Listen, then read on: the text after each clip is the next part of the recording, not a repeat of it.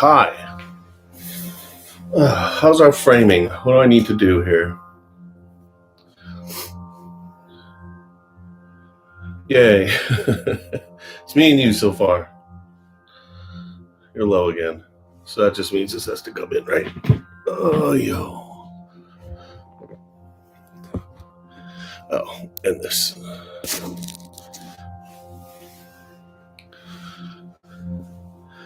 Is that all good? I'm going to get rid of these pictures over here. Like that. That doesn't look great, right? Down. More down. Yo.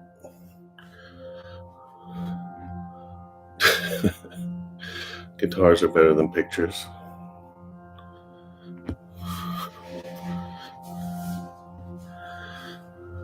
Is that good? Tiny bit more, what, down? Yoink. I'm just going to move those things.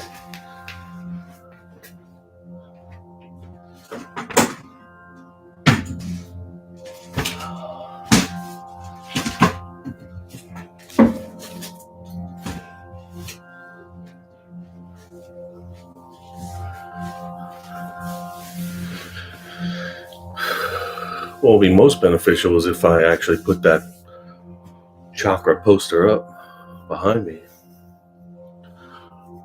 But I like that Buddha poster. It's sweet.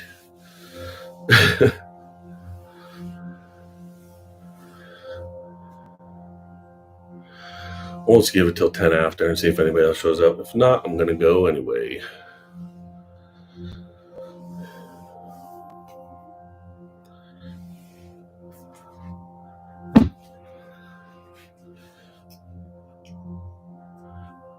A little bit more down. Are you still saying that now? Just a tad. Ooh. How's that? Good?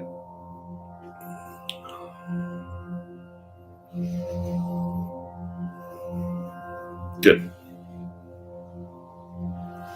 Is there a way to make a YouTube video repeat?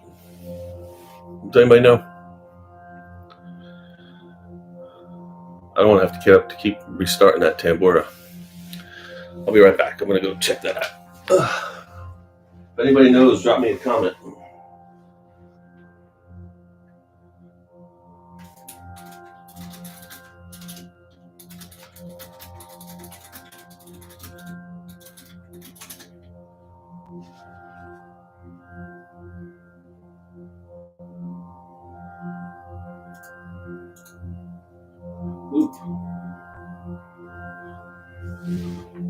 Well, that was easy. The answer is right-click on the video and hit loop. I'm looking at same links you are. It does. Yeah, that was pretty easy. That took 1 second. Super. Wish I would have known that last week.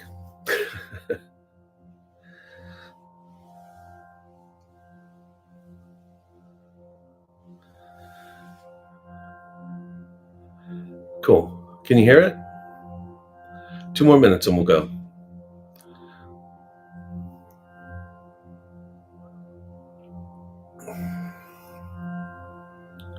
Good.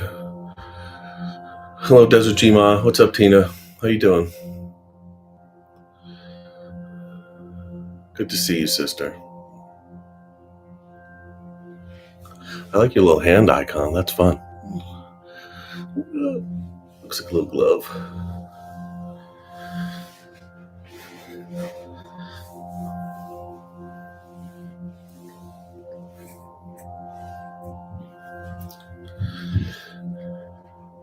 Yeah, Abby's doing much better. She's okay. She's up and about and closing in on her normal self. She's just really sore. She had a emergency appendectomy, is that right? Ectomy is taken out, right? Yesterday. Emergency. But so check out my video for all the opportunities that I found on when to meditate when you're at the hospital.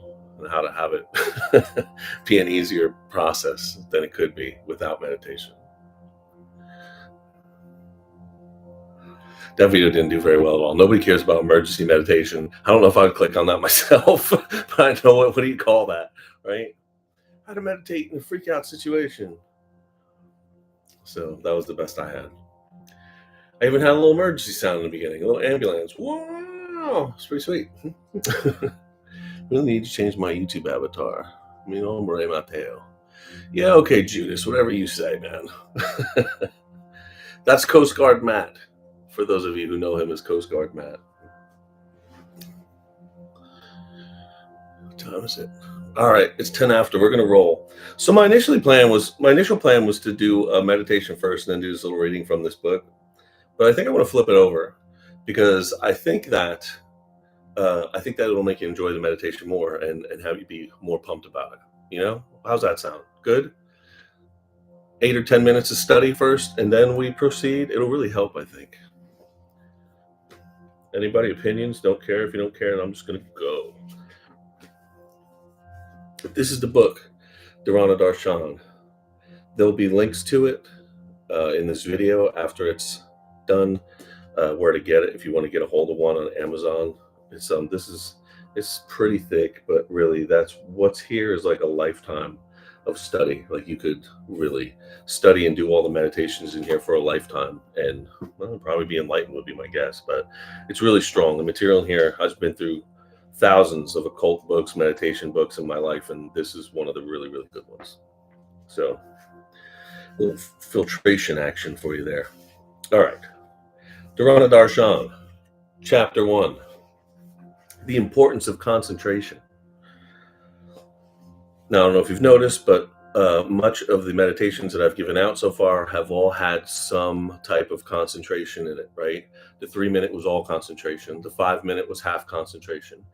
The only one that really doesn't is the box breathing method, right? There's really no focus point in that. But other than that, everything I've given out is concentration, which is what Dharana means, right?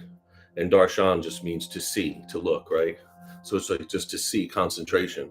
And we're not really, as far as they define it in Indian tradition, we are not concentrating or meditating yet. We're working towards concentration. And when we can be completely enveloped in our concentration, that at that point we'll develop into actual meditation. So we all say we're going to meditate, but the actual time we spent meditating at this stage is usually very little. Just to give some context. All right. The importance of concentration. Concentration is one-pointedness of mind, the ability to hold the awareness of the mind on one point, one place without wavering. The perfection of concentration leads to meditation. In the state of concentration, the mind is not aware of the external environment or of other peripheral things that surround the object of concentration. Why is concentration so important? This can best be answered by comparing the mind to a light bulb. The rays from the light bulb go out in all directions. The energy spreads. If you can stand 5 feet away from the bulb, you can see the light, but you can't feel the heat, even though there is great heat at the center of the bulb, at the filament. In the same way, the mind has great power in a potential form, but it is dissipated in all directions. The mind thinks of different things, one after another, without dwelling in depth on any particular subject. Therefore, the average mind does not utilize its power. And that's what we're trying to fix here, right? In recent times, science has produced the laser, and many advances have been made in modern technology through its use. It is a method whereby all the rays of light from a source are lined up with each other so that they go in the same direction and in unison with each other. They vibrate in harmony with each other. The original source of light need not be any greater than the light bulb we've just discussed. Yet if you were to stand 5 feet from a laser beam source, the beam would burn a hole straight through your body. This is the difference between ordinary light and concentrated light. Similarly, concentrated thought also has great power. It has the power of heightened perception, the ability to see more of the underlying truth behind phenomena.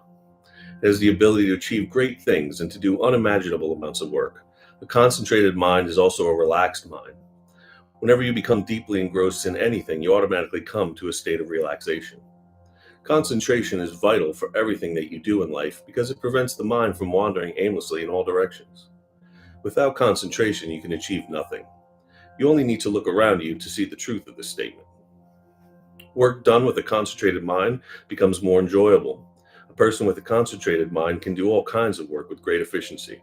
A person who's unable to concentrate, who thinks of other things while doing the work at hand, makes mistakes and takes an unnecessary length of time to complete the task. If he ever completes it at all, he will continually think about how slowly the time is passing. He will worry about himself, his problems, his family while he's working. Due to poor concentration, there is poor application. So the work is not properly done. Therefore, concentration is essential in daily life as well as in spiritual practice. Right? We've probably all experienced things where we're in the zone, right, with what we're doing, and everything disappears and time goes really fast. That really is a form of meditation. Quality of mind. A concentrated mind is a powerful mind, and a dissipated mind is a weak mind. In order to develop mental power, you must first develop a concentrated mind. A dissipated mind cannot have mental power. If the thoughts are scattered, they can be brought into concentrated focus by specific concentration practices. Then your mind will become so powerful that you can influence the minds of others. You can influence your character, your health, your whole life. If you have a stomach disorder, mental disorder, breathing disorder, or any disorder, you can remove it by willpower alone. How can you develop willpower? The secret is to concentrate the mind on one point. What is meant by a strong mind? A strong mind is one which can carry out its own decisions. In contrast, a weak mind is one which decides one thing but does another. We all know that move, right? Especially dieting is the famous one. I'm going to do this, I'm going to do that. Tomorrow comes, eating cheeseburgers. From tomorrow, I'm going to do this or that, but when tomorrow comes, you forget everything. You are still the same because your mind is dissipated. All the great men about whom you read in history, whether artists, writers, musicians, politicians, statesmen, military leaders, scientists, or saints, achieve greatness because of the quality of their mind. And this is good news, right? All the times in the past when we've messed up with willpower, we take it upon ourselves as, wow, I'm terrible. But the thing is just willpower is like a muscle that we haven't strengthened to that point yet where everything we say gets done, right? And that it's that simple.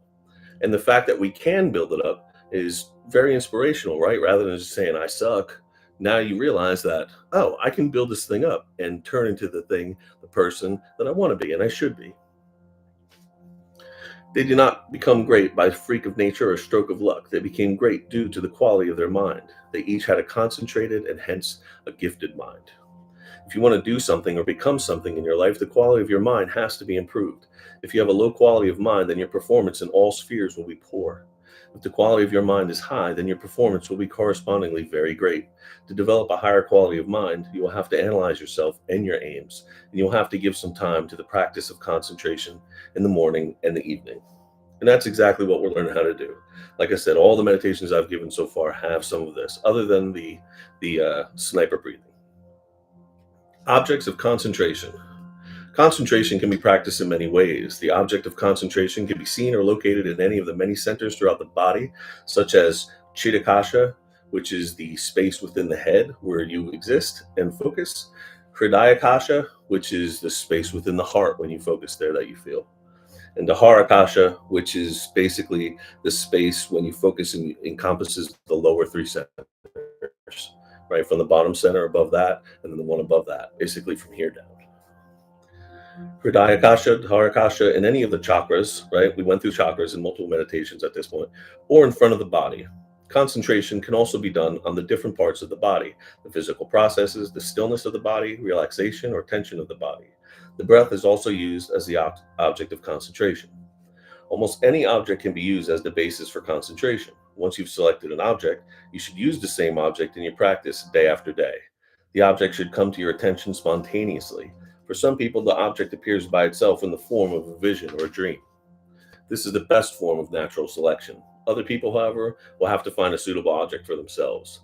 To assist these people, a very comprehensive list of suitable objects has been compiled. This list should give you some ideas of how vast this subject really is and how many objects you can choose from. Actually, the number is limitless. The following items are only examples. Go through the list quickly just to get an idea. Perhaps one of the symbols will attract you and perhaps not. Even if you do not find a suitable object in this list, it will spark off something in your own mind or imagination so that later on the correct symbol will come to you spontaneously. This will probably happen at a time when you are completely relaxed. Now here the book goes into many sets of all the things that you can meditate on, and it's basically everything and anything. I'm not going to sit here and read to you all the gods and saints and sacred objects and sacred places and natural scenes and sentient things and insentient things. Get the idea. It's basically anything, right? And that's the point. When I was choosing things for us to focus on, I was keeping things that were simple and available to you always and immediately, right? The top of the head was the first one I gave out, right? Top of your head is always there. It's always with you. Your breathing, it's a very common one that they give out in meditations, and it's really good too because it's always there and it provides a little movement, so it's a little interesting, right? It's not like trying to visualize something. But this is really up to you. I gave out the things I gave out. I think those are great and they work for me. But if there's other things that you would choose to meditate on, try it. Focus, see if your concentration doesn't develop faster with that. It's absolutely up to you. But it also answers the question of why does everybody tell me to meditate on something different? Some people tell me the third eye. People tell me the top of my head. Some people say meditate on Christ, the vision of him on the cross, or Buddha under the tree. It's because it's all developing that same muscle. That's the answer to that question. Let's skip all that and we get to avoid mental confrontation. And this is an important one. You can concentrate on any great saint, any light, any sound, color, form, thought, or anything you like, but one thing should be clearly understood. When you take up the practice of concentration, it is not necessary to select a religious symbol. Sometimes a thought which makes a greater impression on your consciousness can be used instead. There is no use in fighting with your mind. During concentration practice, you may be trying to think of a religious symbol, but your mind does not agree because that is how the mind is conditioned. When you try to concentrate on something which is alien to this conditioning, the mind pulls away. However, when you think about very ordinary things, there is no distraction. When you try to concentrate on the wrong symbol, distraction comes and the confrontation begins. It is very necessary to understand that when you are practicing concentration, there should be minimal confrontation in the mind. There is no use fighting with your own mind. Who's fighting with whom? There are not two minds. Consciousness is one, but for the sake of diversity, there are various vritis, patterns or modifications of the mind. When you confront yourself, you are actually creating a quarrel between your own vritis. When this confrontation between your own vritis becomes very intense, then you have a schizophrenic attack. Most mental patients are the victims of their own minds. Therefore, if you're not able to concentrate by using any of the suggested methods, then choose your own. The important thing is that the symbol you choose should become so compelling that your mind is automatically drawn to it and completely integrates with it. When you practice in this way, then you will enter into concentration easily. When you practice meditation, you can also use distractions as objects of concentration, just like the wise yogi in the story. There was once a king who was very attached to his riches, but still he wanted to meditate, for he was beginning to see the worthlessness of his vast wealth. A yogi gave his king instructions. The king sat down to meditate in earnest, but whenever he tried to fix his mind upon the eternal, it went blank. Then, without knowing it, his imagination began to hover around his beautiful gold bracelet, which he was particularly fond of. Before his admiring gaze, the bracelet began to sparkle in all the colors of the rainbow. As soon as he found himself in that fantasy, he fought his way back to God, but the harder he tried to fix his mind upon God, the greater was the frustration that he experienced. God invariably changed into the bracelet in his mind. With much humility, the king now went to the yogi for further instructions. The yogi knew how to turn the weakness into a source of strength. He said to the king, "Since your mind is so attached to the bracelet, start your practice from there. Meditate upon the bracelet. Contemplate on its beauty and sparkling color. In essence, the bracelet is a configuration of energy vibration solidified into metal. It is the perceptive mind which lends its beauty and color. Therefore, try to understand the nature of the mind which created the world as you see it." So one of the things that he's really alluding to here, and which is a common problem, is people trying to meditate on deities and things that aren't part of a tradition that they've been part of. So a lot of times you hear Catholics or Christians when they try to meditate on a symbol of Lakshmi, right, a goddess of abundance in Hinduism.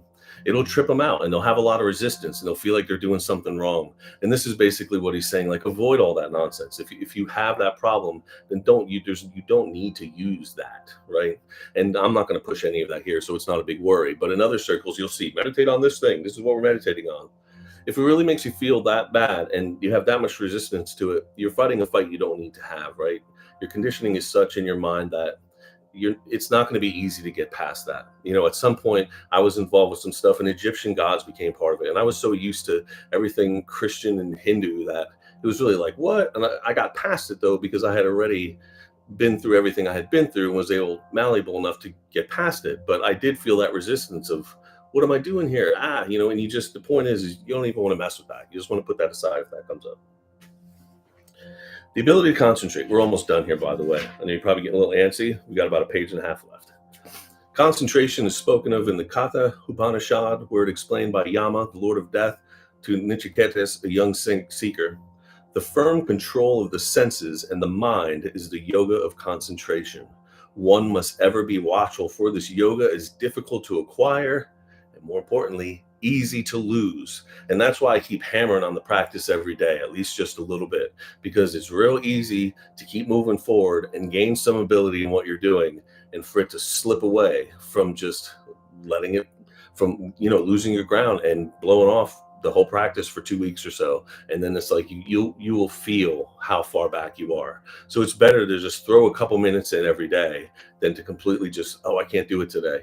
Take that few minutes. Like I was joking with somebody yesterday on the toilet, take that 5 minutes away from the kids and just do it there, but just make sure you get it done to hold what you've already built up. It's like anything else that we work on in life, right?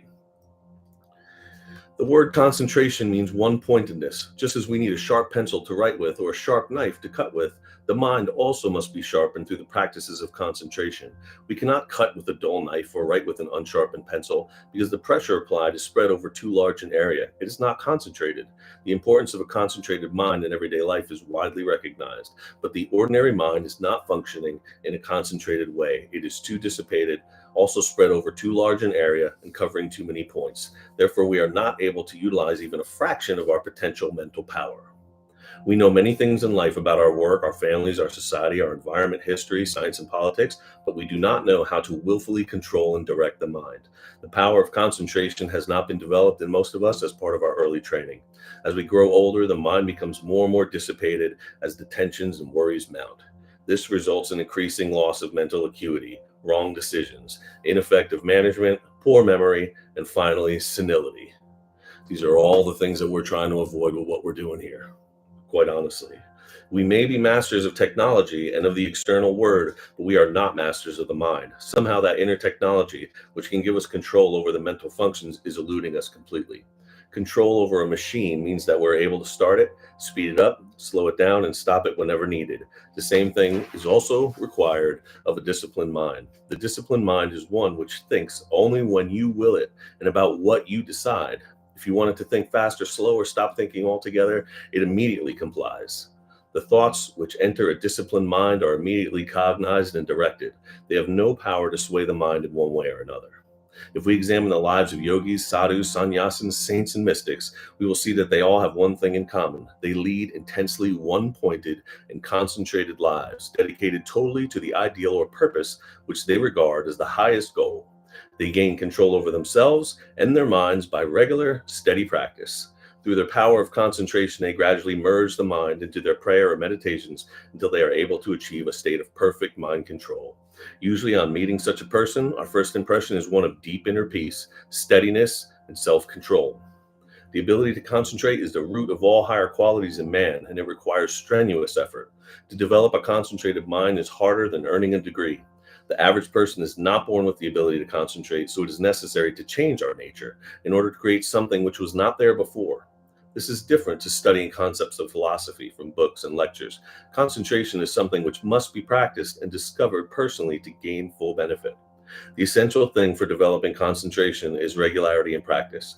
However, before we start practicing concentration, we must develop an idea of the broad range which this stage of mental development covers. The practices of concentration and meditation are codified in the yogic and Upanishadic texts. And that's some of the stuff I've been going through with the Patanjali Sutras and such, so you can get an idea of what all that is. This is a subject which should be studied and researched to obtain the best results. Concentration is not a superficial practice. It involves diving deep into the inner dimensions of the mind and consciousness. In order to do this, we need three things. 1, correct method. 2, correct guidance. And 3, correct understanding. Cool, right? It sounds like you can get superpowers from meditating. And to a certain degree, I can tell you that that's true. I study both music and computer science and a bunch of other things. And over the years, it's made it easier for me. It really has. It's made my creative mind stronger, and I can attest to that personally. So just try to build a practice, get a little bit serious about it. You don't got to get crazy. That's why I call the channel 7 magic minutes, right? Because it doesn't have to kill you, and it's important enough to work on, right? That's it for study today. Dharana Darshan, if you want to continue on and read this, I'm depending on the response, I may or may not do more. I'll see what I think will be useful to you guys, and we'll go from there. But for now, let's just try to take that into our heart, all those ideas, and do a little bit of meditation. Get in your seat, try to find your center of balance, like we've talked about. Just sway back and forth a little till you find that perfect spot, right? And just start breathing slow, long, deep, right? Slow, long, and deep. Close your eyes and just let yourself settle in your space. Let's get that body scan done real quick. Bring in that gold ball, the gold ball of light that relaxes us, right? You remember this? Start at the feet. Visualize the gold ball at the feet. Relax those feet. Let go, let go, let go. Follow that gold ball. Let it come up the legs, lower legs. Let go, let go. Up to the knees, let go. Up to the thighs, continue letting go. Keep watching that ball move upwards, doing its magic. Ah, that lovely golden ball. Keep going up. Down towards your bottom center, perineum and all that. Ball gets a little bigger as it joins together from your two legs. It continues to proceed up your body. See that brightness. Feel the peace in that ball up to the belly. Work real hard here to let go. I think that's kind of backwards, right? Working real hard and letting go at the same time. Just trying to let go a whole lot right here. We carry all our tension in our belly. I've said it before, right? So much tension there. Release it. Continue to move up. Heart center. The chest area, right? Release. Let go. Let go. Let go. You don't need it. We're on a meditation cushion now, right? We don't need all that stuff that we carry. None of it, not a bit is going to help us here. Watch that gold ball come up, split in two, and head down the arms. Arms work so hard every day, right? Doing everything for us. Release that. Down to the elbows, lower arm, down to the hands and more, and shake them out. Shake them out, squeeze and release, and shake them out, man. The hands, everybody's hands are tired from working all day, no matter what you do. Back up. Gold ball at the neck and proceeding up.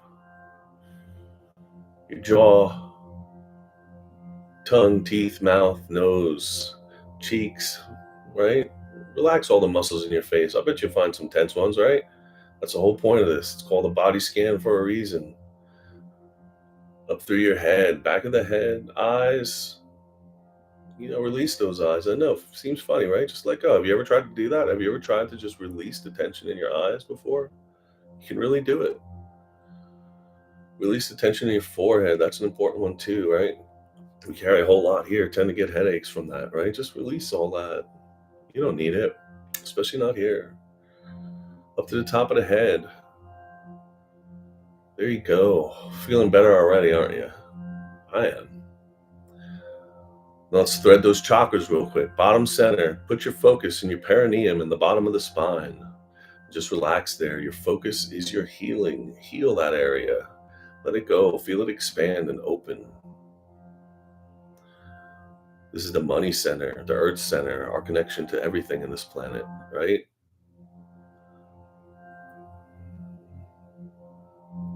This right here is the basis for the 7-minute meditation that's coming soon. Slowly slide up to the Svadhisthana. It's the area back behind the genitals. You're following up the spine, right? You're using the spine like a mala or like a rosary.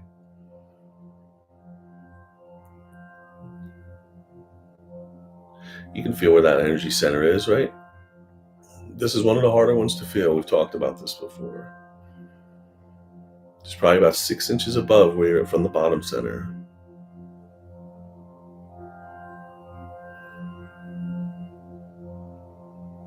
Finish that breath in and out. Keep breathing so long, deep, and follow it up to the belly.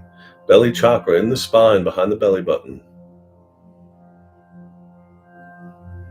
Remember, these are areas, not points. Don't get too crazy. Don't get caught up in this, Don't ask yourself if you're doing it right. Just keep focusing in these areas. If you do this every day, it will get more and more magnetized. You'll know right where to go. And if you feel like you know right where to go, then chances are you do. Intuition serves in this stuff, right?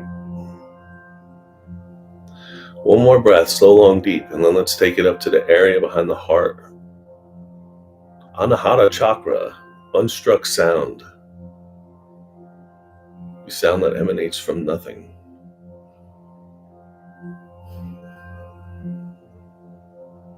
The heart is a great focal point for meditation.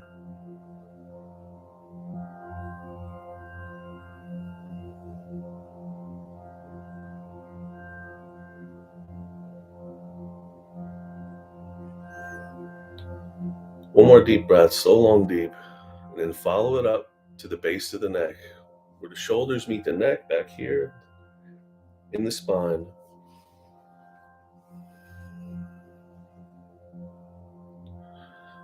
The more we open our throat chakra, the easier it is to speak our truth. Our personality becomes unified.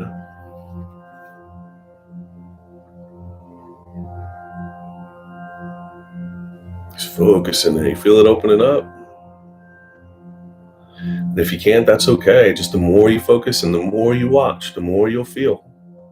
Over time, different sensations, you'll see different things, and that's okay. We're to let all that go anyway. So it's not important. The important things that you do in the practice. Let's slowly slide up to the third eye. 3 inches inside the head from here, from just a little bit above the eyebrows, right? And if you go down from where your soft spot is, where those 2 points meet in the middle, that's where your third eye is. If you get right on it, it'll feel a little funny. It'll feel like your normal consciousness just shifted a little bit. And you may even start to see some weird things, some colors, some movement. The sound inside your head might change a little bit. And if you don't see or hear any of these things, that's fine as well. All this stuff comes in time and everybody's different. But just be open to what happens and then just let it go. Just like we're supposed to do with all the stuff that happens in real life, right? Watch it, pay attention, address it as it needs it, and then let it go.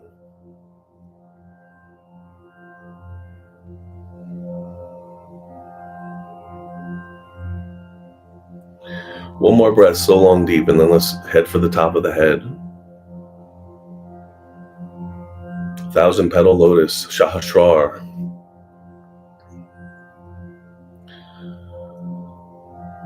This is where they often say this is where formless God resides, up in the top of our head before we enter the body.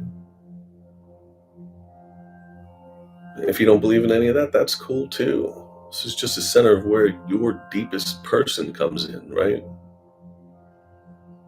We don't have to make it mystical at all.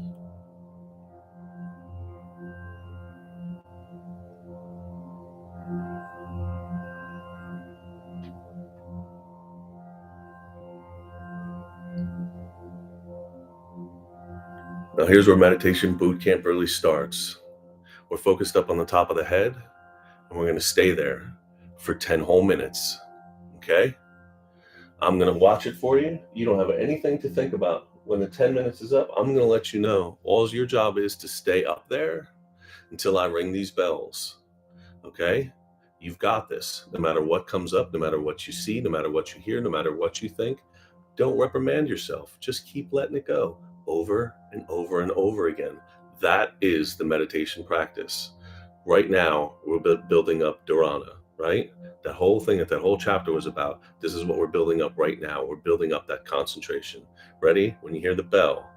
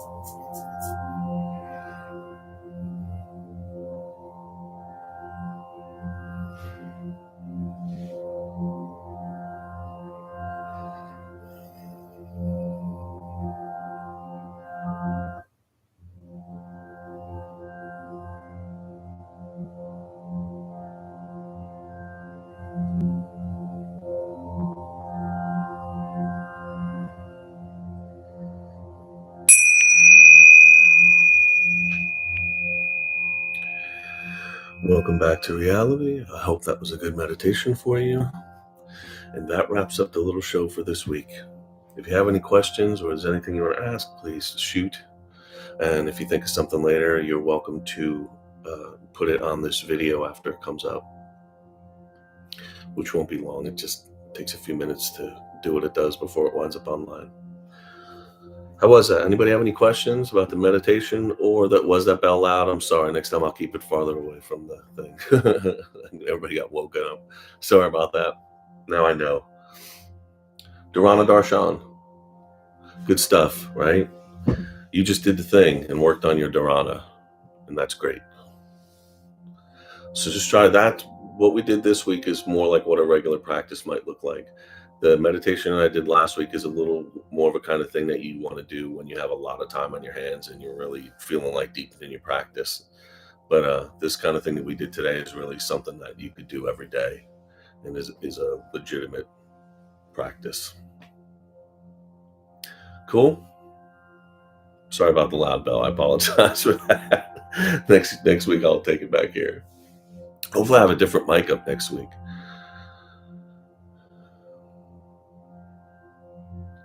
All right, cool. Well, that's it, kids. I appreciate you all coming. We did that in under an hour. That wasn't too bad, right? I tried to keep it interesting and short, right? All right, guys. Love y'all bunches. Sarve bhavantu sukhinaha. May all be happy. May we all be happy. Thanks for participating. One other thing before we leave. The whole reason I'm doing this thing I'm doing is because one of my most beloved teachers says if just 1.5% of the people on the whole entire planet meditated, that this whole world would turn into a heavenly garden. 1.5% of the people. So I'm just trying to do my part to try to build us up to that 1.5. I haven't figured out what that exact number is yet, but we'll make that our subscriber goal. Our subscriber goal. So thank you guys for being some of the first participants. I'll check you guys out next week.